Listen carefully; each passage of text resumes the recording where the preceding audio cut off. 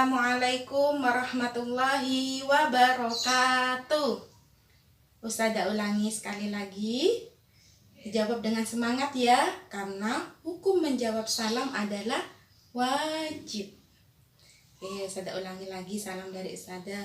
Assalamualaikum kaifa haluk bi khair. Assalamualaikum kaifa haluk bi khair. Assalamualaikum. Waalaikumsalam. Assalamualaikum kaifa haluk bi khair. Bagaimana kabar anak-anak ustazah yang soleh dan soleha? Masih tetap semangat menimba ilmunya? Harus dan pastinya semangat ya. Oke, alhamdulillah pada kesempatan kali ini bertemu lagi dengan ustazah dalam pembelajaran tarikh Islam. Oke, sebelum kita mulai pembelajaran, kita berdoa bersama-sama dulu ya. Bismillahirrahmanirrahim. Rabbi zidni ilma warzuqni fahma. Rabbi syrah li sadri wa yassir li amri wahlul 'uqdatam min lisani yafqahu qawli. Amin ya rabbal alamin. Oke. Baik anak-anak ustazah, pertemuan yang lalu kita belajar tentang, ada yang ingat pertemuan yang sebelumnya kita membahas tentang apa? Kita membahas tentang, nah betul, kita membahas tentang masyarakat Arab Jahiliyah. Oke, pada hari ini kita akan melanjutkan pembelajaran selanjutnya, yaitu bab 2 tentang tentara bergajah dan kelahiran Nabi Muhammad SAW. Nah, pada kesempatan kali ini kita akan belajar tentang tentara bergajah dulu ya. Tujuan dari pembelajaran kita hari ini, yang pertama, anak-anak dapat menceritakan kembali peristiwa tentara bergajah. Yang kedua, anak-anak dapat mengambil hikmah dari peristiwa tersebut. Nah, anak-anak, kita perhatikan video berikut. Disimak ya.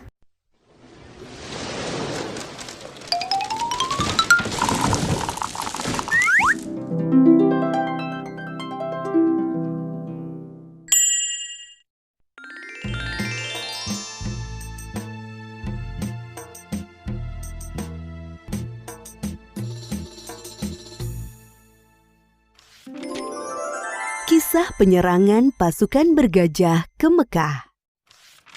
Kisah ini disebutkan di Al-Quran, surat Al-Fil ayat 1 hingga ayat ke-5. Kisah ini menceritakan tentang gagalnya penyerangan pasukan bergajah yang ingin menghancurkan Ka'bah.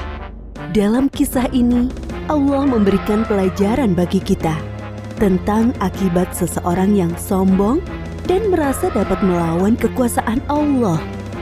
Peristiwa luar biasa ini terjadi sekitar tahun 571 Masehi di kota Mekah yang bertepatan dengan tahun kelahiran Nabi Muhammad SAW. Kota Mekah ramai dikunjungi masyarakat karena letaknya yang strategis, berada pada jalur perdagangan di Hijaz. Terlebih lagi, setiap hari banyaknya pengunjung yang mendatangi Ka'bah. Hal itu membuat kota Mekah semakin ramai. Sementara itu, Gubernur Yaman bernama Abroha yang membangun pusat pemerintahannya di kota San'a merasa iri dengan keramaian kota Mekah. Ia berpikir bagaimana caranya agar kota San'a lebih ramai dari kota Mekah. Abroha memiliki ide untuk membangun gereja yang megah. Gereja itu diberi nama Al-Quds.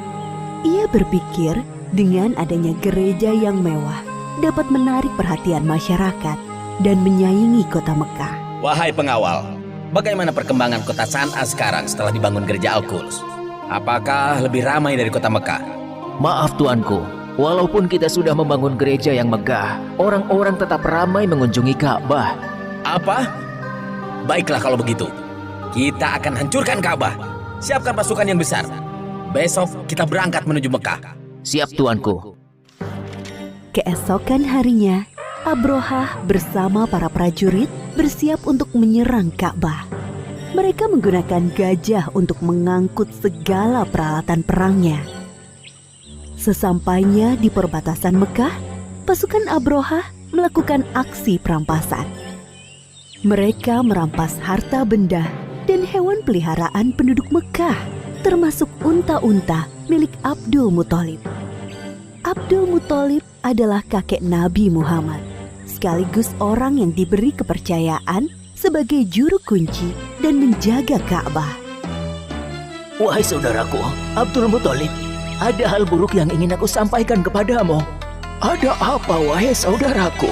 Kenapa nafasmu tersengal-sengal? Ada seorang bernama Abraha. Ia datang dari Yaman bersama pasukan yang besar. Mereka mengendarai gajah dan merampas harta serta hewan peliharaan penduduk, termasuk 200 ekor unta-unta milikmu. Mendengar hal itu, Abdul Muthalib bergegas menuju tempat Abrohah dan pasukannya untuk menanyakan kebenaran kabar itu. Wahai Abraha, apa tujuan Tuan datang kemari dengan membawa pasukan yang besar ini? Aku datang ingin menghancurkan Ka'bah. Ka'bah telah membuat orang-orang tidak mau mengunjungi kotaku San'a.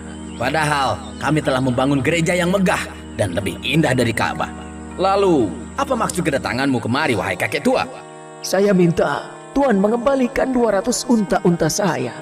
Jadi, kamu tidak berniat untuk menghalangiku menghancurkan Ka'bah, wahai kakek tua?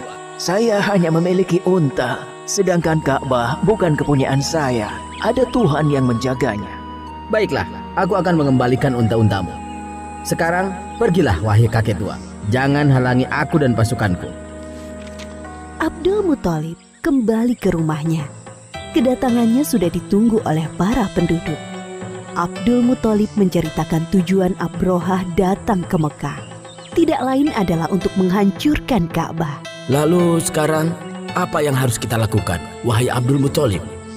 Sementara ini kita mengungsi ke bukit sampai keadaan kota Mekah aman kembali. Baiklah, kami akan segera berkemas-kemas. Abdul Muthalib dan para penduduk mengosongkan kota Mekah. Mereka mengungsi ke daerah perbukitan di sekitar kota Mekah untuk berlindung dari serangan pasukan bergajah. Wahai prajuritku, sekarang adalah saat yang tepat untuk menghancurkan Ka'bah. Maju dan serang! Namun, gajah-gajah itu tidak bergerak dan duduk seakan kakinya terikat. Kenapa gajah-gajah ini tidak mau berjalan? Wahai prajurit, cepat pukul gajah-gajah ini agar mau bergerak. Para prajurit memukul gajah-gajah itu berkali-kali dengan harapan agar mau berdiri. Namun usaha mereka sia-sia. Wahai Tuan, lihatlah ke atas langit. Apakah itu? Dari arah langit, tiba-tiba datang sekawanan burung membawa batu-batu panas. Seperti yang disebutkan dalam surat Al-Fil ayat 3-4. Dan Dia Allah mengirimkan kepada mereka burung yang berbondong-bondong yang melempari mereka dengan batu dari tanah liat yang dibakar. Abrohah dan para prajurit berlarian meninggalkan Ka'bah. Hanya beberapa langkah mereka bergerak, tubuh mereka kepanasan dan sendi-sendi mereka terlepas terkena serangan burung ababil. Akhirnya satu persatu para prajurit meninggal karena tidak kuat menahan rasa panas dari batu yang dilemparkan burung ababil, termasuk Abrohah, sang pemimpin pasukan bergajah. Demikianlah kisah penyerangan pasukan bergajah yang dipimpin Abrohah ke Mekah. Pelajaran yang dapat kita ambil dari kisah ini diantaranya, jangan mudah merasa iri dan dengki dengan kenikmatan yang didapatkan orang lain, karena bisa mengundang hal buruk terjadi. Orang yang sombong dan suka mengambil hak orang lain akan diazab oleh Allah dengan siksa yang pedih. Bagi Allah tidak ada yang mustahil terjadi. Jika Allah menghendaki sesuatu terjadi, maka tidak ada yang bisa menghalangi. Allah Maha Kuasa atas segala sesuatu. Wallahu a'lam bishawab. Hikmah yang dapat kita ambil dalam peristiwa ini adalah Allah menghendaki pasukan gajah tidak bisa bergerak sehingga tidak dapat menyerang Ka'bah, dan pasukan Abraha hancur dengan batu yang dilemparkan burung ababil sehingga mereka bagaikan daun yang diinjak-injak hewan. Siapapun Sekuat apapun manusia tidak akan bisa melawan kehendak Allah. Semoga kita semua dijauhkan dari sifat-sifat sombong. Amin ya rabbal alamin. Baik. Nah, untuk pemantapan materi ini, anak-anak di rumah, Ustazah beri tugas. Yang pertama, membaca dan memahami arti dari surat Al-Fil ayat 1 sampai ayat 5. Yang kedua, mengerjakan tamrinat, ya, tamrinat buku Tarikh Islam halaman 17 nomor 1 sampai nomor 5 saja. Jangan banyak-banyak. Oke? Tetap semangat ya belajarnya. Semoga apa yang kita pelajari hari ini bermanfaat, bukan hanya di dunia melainkan bermanfaat bagi kita di dunia dan juga di akhirat. Ustazah mohon maaf jika ada salah kata dan salah sikap. Kita akhiri pembelajaran kita hari ini dengan membaca Alhamdulillahirabbil alamin. Assalamualaikum warahmatullahi wabarakatuh.